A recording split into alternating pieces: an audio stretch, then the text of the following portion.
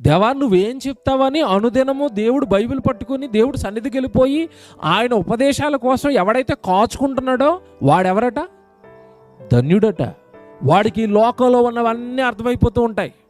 యుద్ధాలు జరుగుతున్నాయి, ఇప్పుడు అంతా గోలెత్తిపోతున్నారు. యుద్ధం యుద్ధం యుద్ధం, గ్యాస్ పెరిగిపోతుంది, పెట్రోల్ పెరిగిపోతుందని అంతా గోలెత్తిపోతున్నారండి. యుద్ధాలు జరుగుతాయి, వస్తాయని దేవుడు బైబిల్లో చెప్పాడా?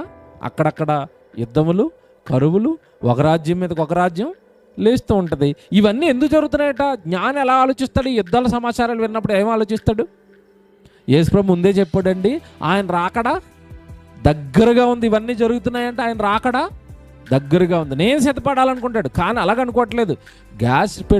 గ్యాస్ రేటు పెరిగిపోయిందంట బ్రదర్ అంటాడు. నీ ఎంతకాలం బ్రతికిన ఈ గ్యాసు, ఉప్పులు, పప్పులు తప్ప బైబిల్లో దేవుడు చెప్పిన మాటలు బ్రతుకులోకి వచ్చాయా?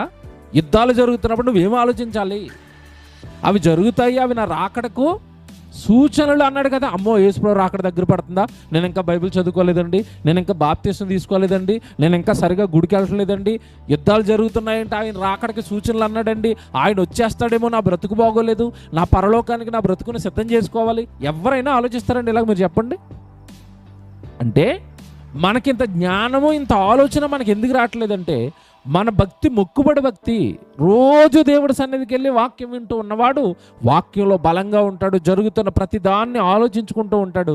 చివరికి వాడు ఆశీర్వదింపబడిన వాడుగా మారుతాడు.